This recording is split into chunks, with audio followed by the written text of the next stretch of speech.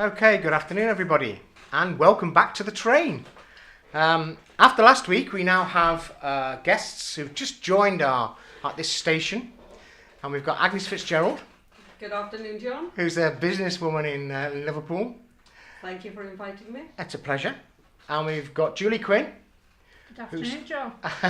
Who actually I've known for a while. And we've got Mogsy Voice. Hi, John. Hi. And this week I've invited these three people along, and they've joined our train because after last week and Roisy telling everybody that he felt that everything just ended,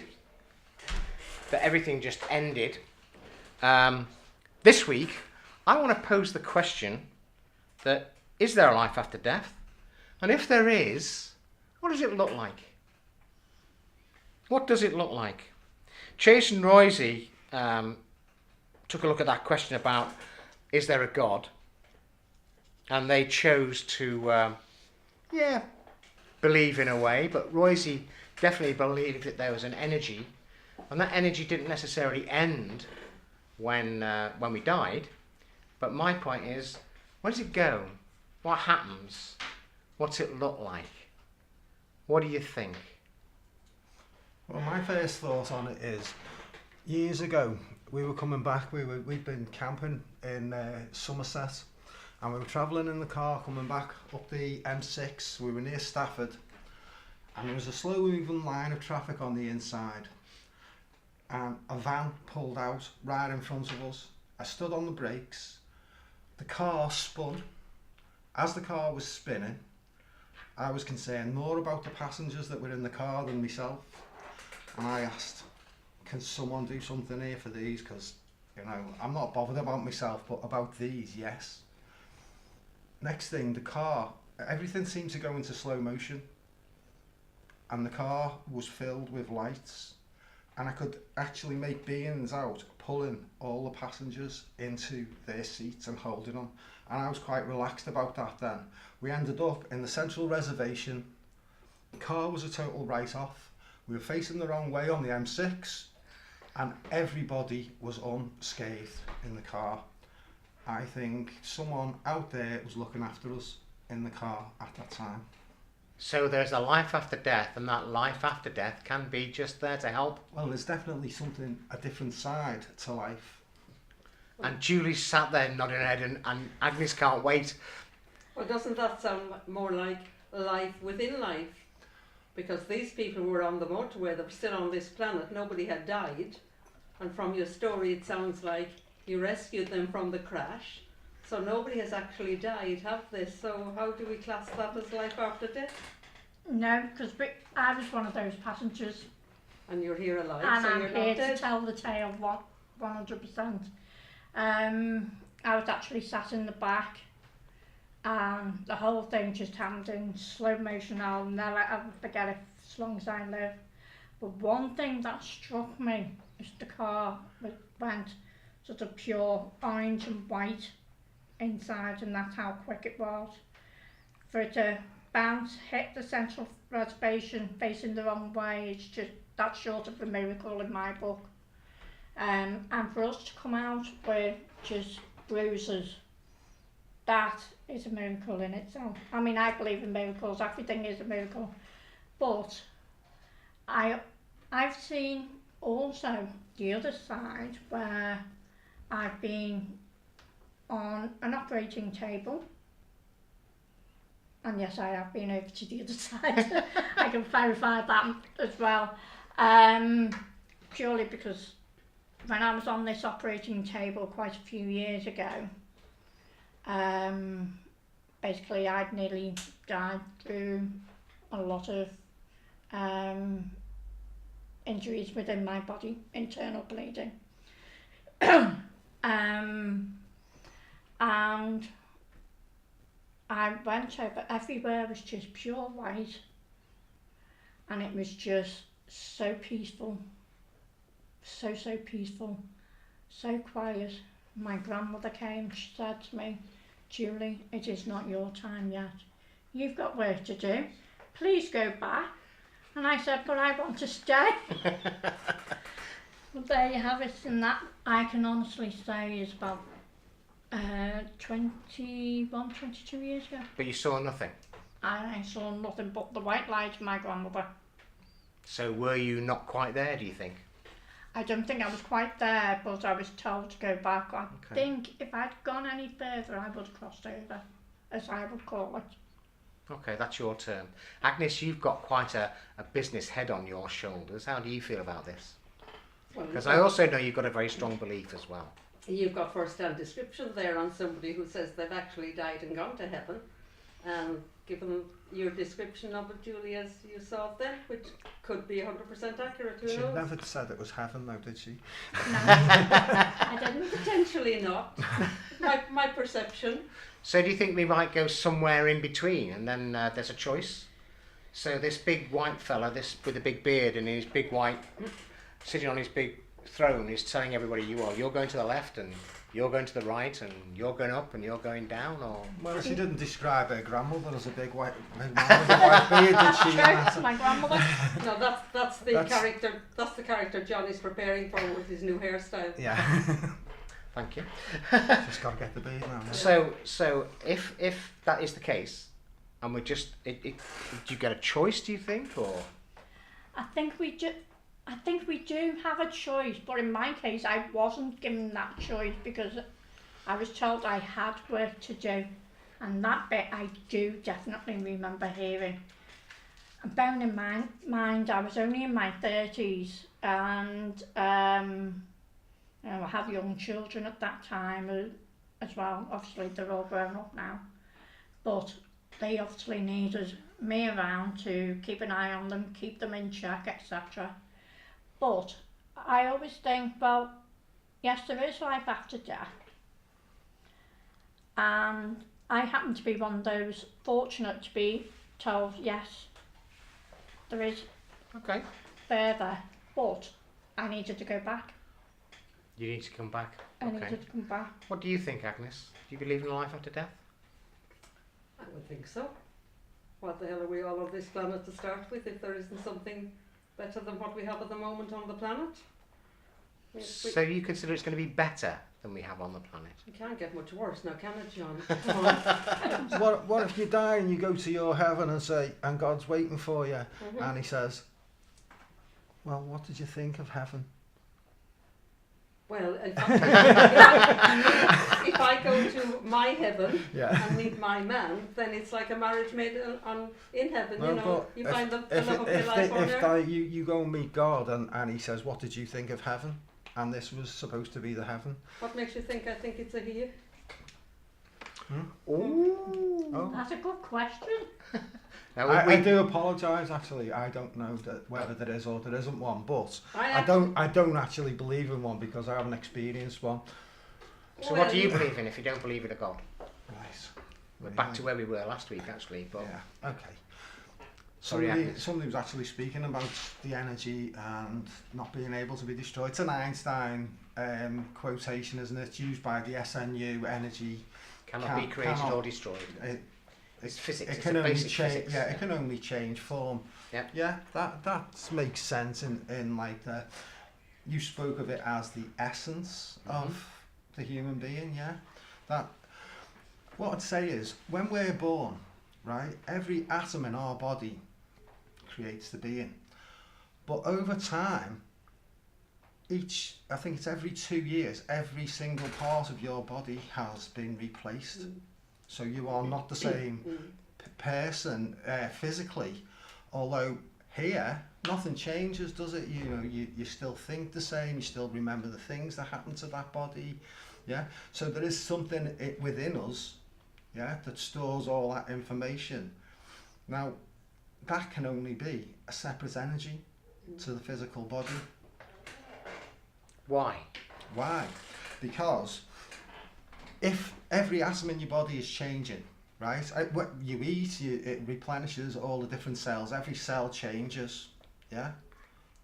Do you understand that? No, absolutely. Yeah. Okay. So that like every cell in the physical body has changed, but as I say, the mental, what we call, say, the spirit or the soul or whatever, doesn't change.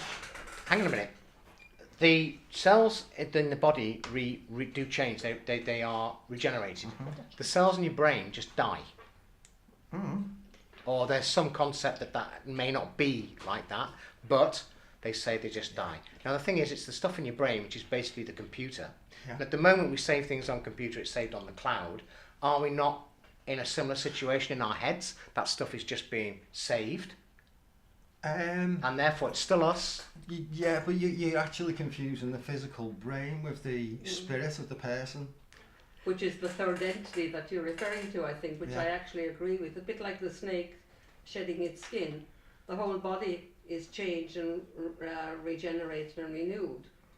But to actually keep those memories, no matter what stage you are with your body, there must be a third part to us alongside our physical body and our brain. And in my world, that third part I call my soul, which is where, which is why also when people die, they generally decay back into the earth, or if they're not cremated beforehand, but even then if they're cremated, the ashes go back into the earth. But if there's going to be life after death in any form, there must be that entity within each of us that continues to live on outside of the body, which is where soul comes into life. And believing in that and working alongside that all comes with faith. And faith brings me back to something you said a little bit a few moments ago. You don't believe in, I'm not sure what word you used, but you don't believe in because you've not seen. Yeah. Well, no, I'll not experienced. Experience, okay, sorry. Being a foreigner here, my level of English is not amazing. You know. We had noticed that, Agnes. It's Yeah. okay, don't worry. You do get the gist. So the actual, to believe in something you haven't seen takes faith, which is what I believe in. That helps me believe in my world. What do you believe in? What do you believe in? I believe we're on this planet for a purpose. I believe we all have our part to play. And like Julie said, you know, when you had that operation, Yeah, the experience. you wanted to go on to what you expect to be a better world, but they said, sorry missus, you're not getting it that easy. Go back and do your bit. Yeah, for you're given society." a set time to do a set. Oh, I believe there's a whole load of seats up there around the place where they've all got our name on. And until a seat becomes available with your name on it, John, you're stuck here. I've got to do something about that. Well, Julie can tell you how soon yours is coming, But I would think. But I didn't buy a ticket. I haven't been to event time. I haven't bought a ticket. How many times have you come to my events without buying a ticket, John? This is That's true. never This is stopped true. you. It's never stopped me. No, Agnes, you're Irish, obviously. Never. But you're Irish Catholic, Yes. and why? Tell me, Irish Catholics, they have this reputation for being very staunch. Does this affect you? Did you say time was up now? Has this affected you? That depends on what you mean by effect. I think everything affects all of us all the time. How it affects us depends on how we handle it and what we do with it and how we have that knock-on effect on other people. I'm born and bred Catholic, still practicing. When I was growing up, that's what life was on our farm and our village and our county and most of Ireland. It wasn't anything in particular. It was just all part of our life. The same as getting out of bed in the morning, going out on the farm, milking the cows. That was just something we did. So tell me. It was just part of life. So just tell me, what is it? I understand. I mean, Catholics will go along and they will go and ask for their sins to be forgiven, usually on a weekly basis. I had friends at school who we would go out over the weekend and be Naughty boys? Well, we had a bit of fun. Let's put it like that. But my mate was fine with that because on Sunday he went to confession and then he started all over again on Monday morning. God, you must be very old, Joe. You must be very, very old. That's a nice way to answer that. I like that. Life isn't like that anymore. I think how life for me was fairly strict.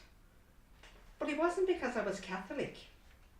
It was because I was part of a decent family who had rights and wrongs, and all of society all around me, everybody else, everyone I knew, there was a level of respect.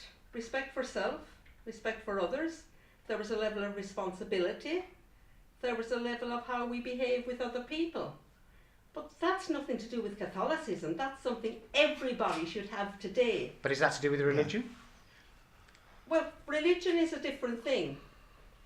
You see, there's a big difference between religion and faith. Just hang on a minute. Just let me go, because let me ask you. You had a near-death experience, Julie. Yeah? Did that change you and the way you acted? In a lot of ways, yes. It made me more calmer.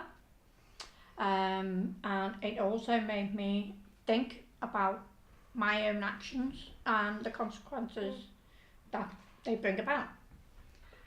But having said that, it didn't necessarily bring me closer to my family, but that's another story. We'll not go there.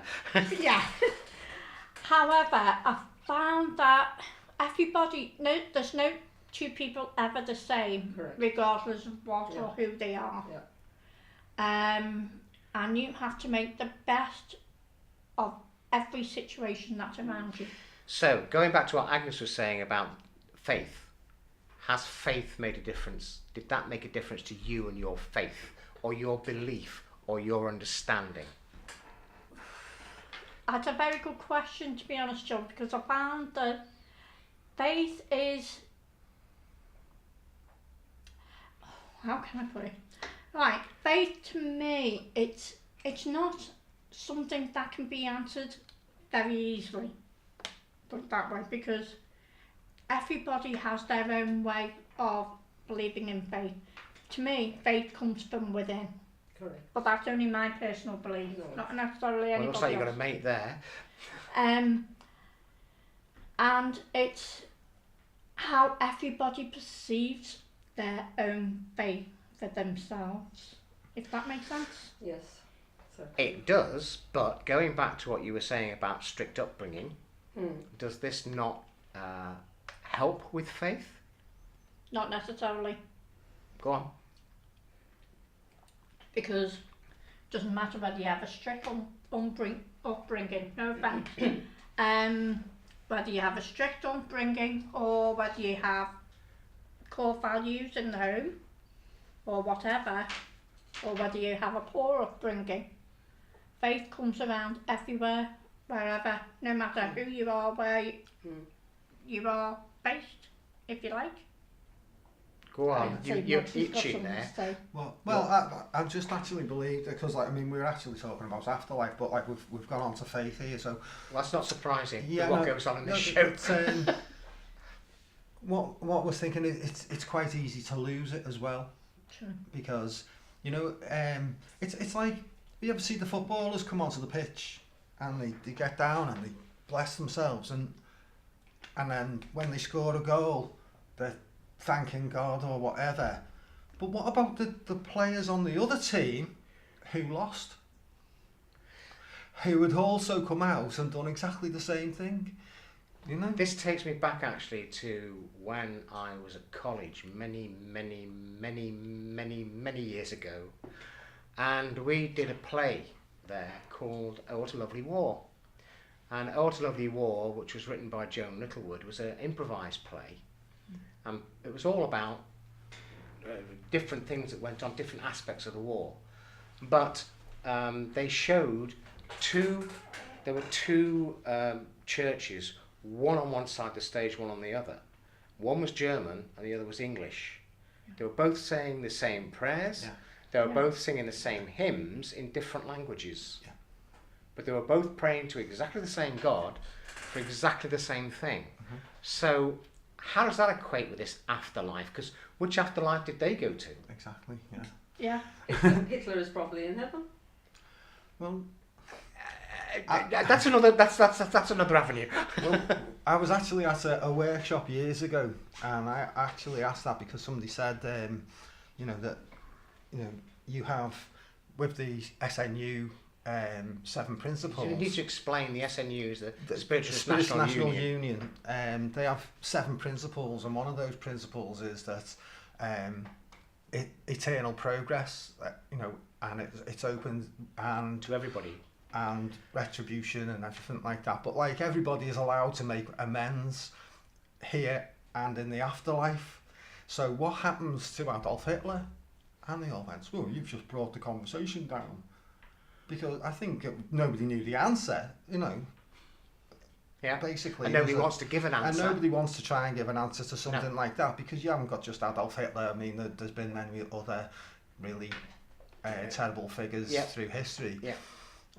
But yeah, if it says eternal progress open to every soul, then... So in that case, let's open another one. What about reincarnation? Well, that's What? I actually What? believe Oh, in look that. at your face.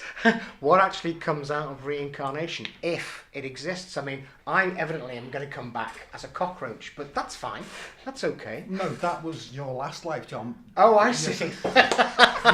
You've moved up a level since I've moved then. on since then. Okay, fair enough. But no, that's actually what I believe in, because the thing that we're actually talking about, afterlife, well, this is an afterlife in another body to me, yeah, and then I will get another one, and I will make progress, yeah, and each life is a learning. Okay. And do you know when you have deja vu, and you have deja vus, and I think that they are lessons from a former life that you've missed, and you have to take in the scene that's happening at that time. Okay. So it's like, And you get a second chance. Yeah, but I think it's absolutely stupid that we talk about an immortal soul, and that means it never dies, right? So the essence of you will carry on and carry on and carry on. Now, wouldn't it be absolutely stupid that it only gets like 80 years in a body? Why can't it be, though? Wouldn't make Why can't sense it be at all. that you become a spirit? Let's use that word. But that spirit comes back and helps people in this world, doesn't necessarily get born back into their bodies, but actually helps people in this world and influences them. So I might come back, I might already come back, I don't know, and I might be helping somebody who made the same mistakes or is making the same mistakes that I made. And my job is to sort them out. That would actually be part of the progress that you're making. So as you go up, you ascend into another, say, level of teacher or something like that, or guardian or whatever. That could make sense, what you're saying there, yeah. But I do think that it doesn't make sense that we only get 80 years.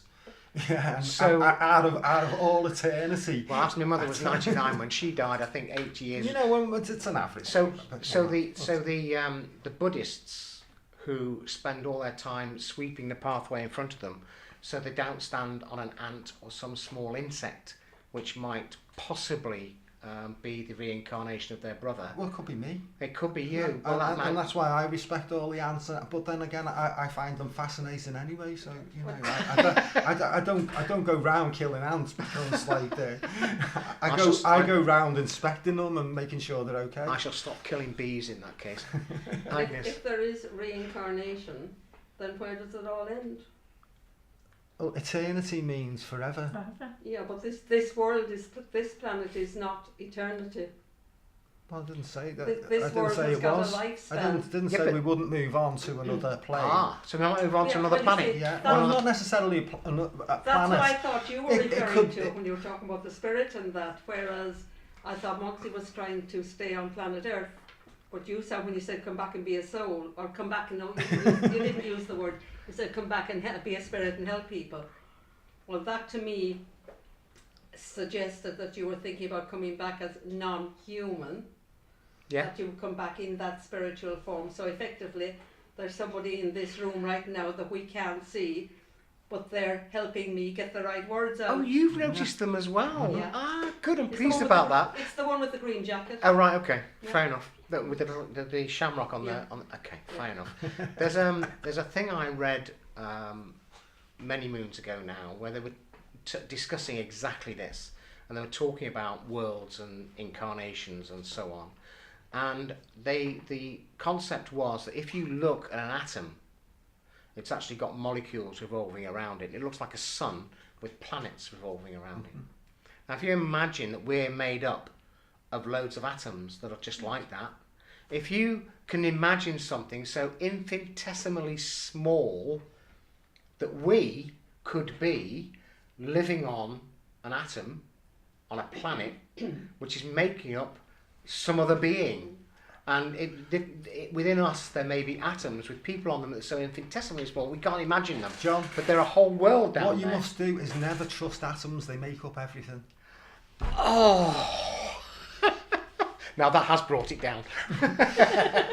Going back a few levels. But you see, the thing that what you're talking about there with an atom itself Can I use that? is like 99.9% free space as well, which would mean that really we are not solid. Well, no, we're not. No, Absolutely not. But I mean, is our universe not 99% free space? Yeah. That we're currently filling up with bits of debris. But it makes sense that there's free space out there, and it makes sense that. I mean, where does it end? Nobody ever talks about. People do talk about the edge of the universe, but nobody ever actually knows where it is, where it is or what it is. That's true. They don't. or if there is one. What? An edge to the universe. We don't know. Well, a lot of these words are. It depends on our actual definition. Going back a little bit earlier when I said I had a strict upbringing, I was thinking about that again. I realised it wasn't strict in that sense, in the sense of what strict means to other people, that you were locked up and whatever. Regulated would be more the regulated would be more to it, wouldn't it? No. Possibly, Rather well, than strict. Agnus does need to be regulated. Sorry, go ahead. Yes, well, that's another story, John. We were disciplined. And discipline is the big thing lacking today. And the discipline, it didn't come from the Catholic Church as such, or the fact that I was Catholic. It just came from being decent families, and there were decent families all around us. Go on, you've got a Yes. comment to make No, there. I Go know. on. I was Church brought has up as a opened Catholic, You were brought right, up as a Catholic. and a lot of that discipline I would have called bullying. It's Especially, do you know what? I went to a really, really tough school, and I was bullied for all my school life, especially through high school, and it was mainly by nuns. The thing is, if you go back... Yeah, but hang on a minute. Yeah. So what happens to them in the afterlife? My dad had 5 sisters, and they were all nuns, and I was surrounded by nuns. Every family. It was in our probably parish- one of your It sisters. probably was my aunties, my dad's sisters. I'm not that old to be your flippant teacher. Hang on, boss. Have I age sitting around here? Oh, good Lord, I didn't think it had this much Sorry. effect on me. Let me No, take this back a minute. Let me take this back a bit, because life after death, as I understand it, from the point of view of my very naive view of the Catholic Church, is it's good and bad, it's black and white, it's heaven and hell. it used Now, to be. from what would yes, I It's know, not I know anymore. it's changing, and it's changing. Why is it changing? You've had experiences. The two of you have had experiences, which was life changing, and made you think about what might happen in a life after death. So it's not necessarily that black and white thing that we see. So the question now is, if it's not like that, what is it like? What can we imagine? Or are we allowed to imagine? And how does the Catholic Church feel about that? I think it's totally unique to every person, and something Julie said earlier on about we're all in that. There's no, God forbid, there's a second Agnus Fitzgerald on this planet. There just isn't, or another John Durrant for that matter. Well, no, it's fine by me. We are all individual, unique beings, and I think we all perceive things differently. Everything, you know. We can all look at this, and most of us will suggest it's a green pen. Yeah? With a silver on it, and it does right. I thought it was a banana. Yeah, but there you go, you see, and you could probably be convinced it is a banana. He would convince you that it's a banana. He would try. Julie, the look on your face when Agnes was saying that. What about it being a banana? No. Go on. No, I'm actually quite interested because of your background, and you have had experiences that only you understand, which Well, applies to all of part us. of your own upbringing, etc. The same as the rest of us have. Mm.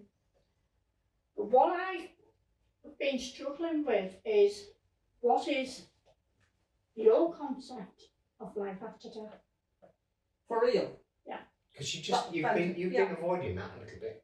Well, I haven't been there yet, No. so I can't actually. No. Fair enough. So you When actually Brexit- agree with me, you do need to experience something to believe in? No, that I have my sense, own belief of it, but to tell you what it is, I am not qualified. No?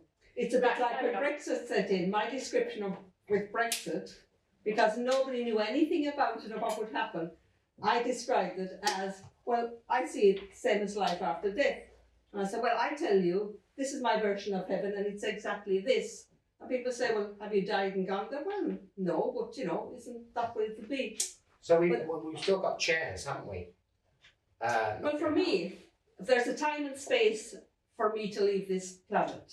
But before I do, I have to play my part in making the world ideally a better place if that's possible.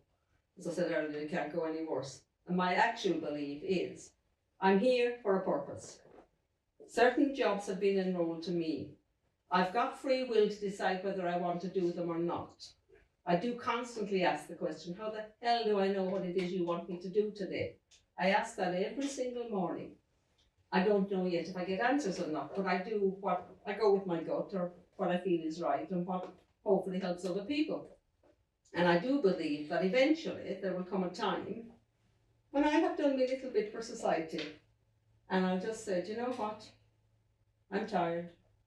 There's a chair up there in my name. I need to sit down. I'm going to go and sit down. Exactly. I really Put the kettle on. I like I'd that like to go and concept. see. That's nice. It'll only be a physical transition though. You know, one part will go. Well, your body's it's like there. this is just a school uniform, isn't it? Yeah. We're here to learn. Well, it's a cover up for all the. And the spirit itself is the thing that's going to carry on for you. I think so. And you will remember it. Mm. And so, we are therefore agreeing that we all believe in an afterlife. Everybody's view of that afterlife might be different. It's the same as there's the theory that this what I'm living now is my own creation. Yeah. That I am creating Well, we my all own make our own reality space. where I live. Yeah. I'm going to be And I must be really, really negative person for the reality I've created for myself. I'm going to be fascinated to be there. I'd like to be on your shoulder when eventually you meet Einstein and question him about his little theory, because that would be quite interesting, I think. Just going back one, you said a minute ago that every morning you ask, what can you do today to change things? Mm. Julie said that when she had her experience, she met her grandmother. Yeah. So is your grandmother perhaps there for you to ask, can I have some help today? Not necessarily my grandmother. It could be anybody, really. Anybody? Should talk to anybody. Yeah. I had heard about this actually, about you, Julie, that you'll talk to anybody, but I'm talking to you. Well, this is true, and you did get on the train, so fair enough. No, I should rephrase that. I have. I'm being very careful because I don't want Be to very careful. Do you want to get off? Okay. Well, I can see we're drawing into a station shortly. I was just going to say, do you want to get off the train? Oh dear me. I do talk to spirit anyway. I have done for a long, long time, as you know, John. And I see spirit as well. Hence, that it did happen at the point of my seeing my grandmother. That was the first time I actually saw spirit again. And my life did change from that point on. So there are people there, or when people pass over, die, change their state. Well, I always think that when people are about to take their transition forever, for instance, I have seen their loved ones come for them. And I've seen it myself. So you really believe that there are people that are life after death exists? Oh yeah. Exactly how or what it is that exists. We're really, I think we're actually in agreement that there is something. Oh yeah. There has to be a purpose to it. But quite what? Until we actually experience it. Well, this is the thing, isn't it? Is we are. I mean, some people are experiencing in different ways, because Julie's a medium. She experiences connection with spirits, and therefore that's the spirits of people who have already passed over. So therefore, they're proving to us that there is an afterlife. We used to have our open circles open, but with it is up to us to prove to you that your loved ones continue after physical death. And it was proved many times because of the evidence that was given to people of their loved ones. John, I think we could go on thinking about it forever. My own theory is live for the moment, enjoy today. Thinking about what might and might not happen is such a waste of energy. Absolutely. That is, I think, as we are slowly drawing into this station, I think that's really quite a nice place to leave that. Yeah. Because today. we live in this world. Well, we need to In the here and now, we need to ideally. concentrate on the living and not on the dead. Yeah, we live in because this world. they're okay. And we need to take care of each The other ones and who are ourselves here. in this world. Here and now, and I think the train is pulled in. If we don't get off now, we'll end up on the next one. I've got to do a run and I haven't bought a ticket. Okay, guys, listen, thank you very much for coming in and joining us on the train. That was really very nice. It's been a pleasure, And John. Thank I you. think that I'd like to thank you very much for coming and joining Thank you me. very much, John. Okay.